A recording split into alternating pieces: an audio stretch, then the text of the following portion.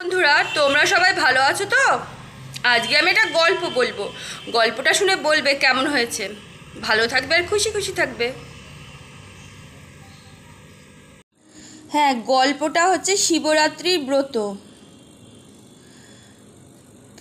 পুরাকালের কথা, একদিন কৈলাস পর্বতে হরপর্বতী বসে বিশ্রাম করছিলেন। এমন সময় দেবী বললেন, প্রভু, ধর্ম অর্থ কাম ও মোক্ষ লাভের জন্য কি কাজ বা ব্রত পালন করলে আপনাকে সন্তুষ্ট করা যায়?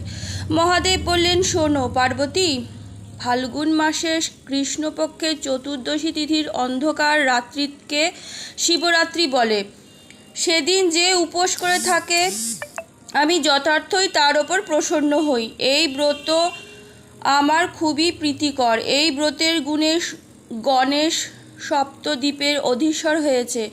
এখন এই তিথির মাহাত্ম্য বলছি, শোনো। পুণ্যতীর্থ কাশীনগরে এক ব্যাদ বাস করত।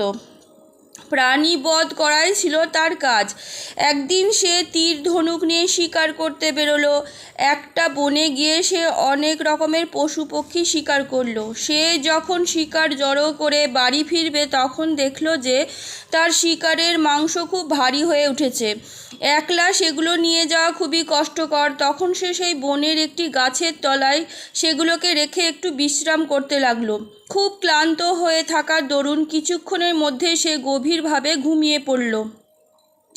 সূর্য ডুবে যাওয়ার অনেকক্ষণ পর তার ঘুম ভাঙল। তখন সে দেখল যে চারিদিক ভয়ানক অন্ধকার হয়ে গেছে। এখন সেখানে বসে থাকা সাপ কিংবা বাঘ ভাল্লুকের হাতে তার প্রাণ যেতে পারে। এই অন্ধকারে পথ চিনে কুটিরে ফেরাও এখন সম্ভব নয়। তখন সে হাতড়াতে হাতড়াতে সেই গাছটার উপরে মাংসের ঝোলাটা নিয়ে উঠে পড়ল এবং মাংসের বোঝাটা গাছের লতাপাতা দিয়ে একটি ডালে বেঁধে রেখে কোনো রকমে গাছে বসে রাত কাটাবে ঠিক করল।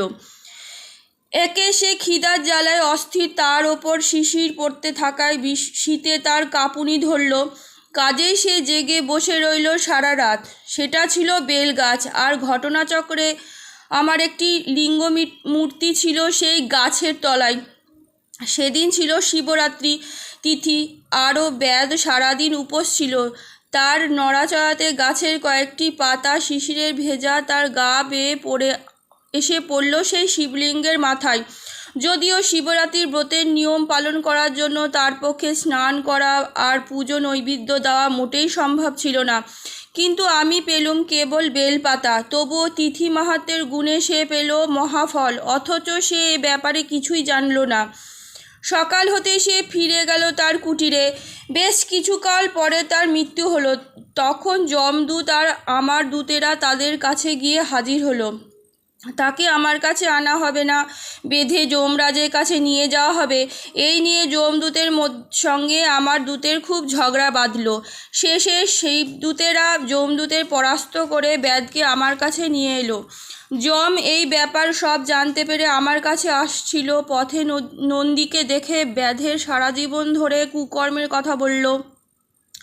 নন্দী ও যমের ব্যাধে শিবরাত্রির ঘটনার সব কথা বলে আরও বলল যে সে শুধু কুকর্মই করেছিল, তাতে কোনো সন্দেহ নেই।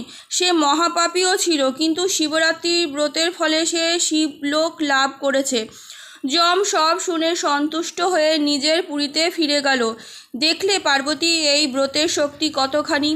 সেই থেকে পৃথিবীতে এই ব্রতের মাহাত্ম্য চারিদিকে ছড়িয়ে পড়ল। শিবরাত্রি ব্রত পালন করলে মানবের ধর্ম অর্থ কাম মোক্ষ এই 4 রকম ফল লাভ হয়ে থাকে। তো এটা শিবরাত্রি ব্রতের গল্প। কেমন লাগলো জানাবে। ভালো থাকবে আর খুশি খুশি থাকবে। আজকের মতো এইটুকুনি।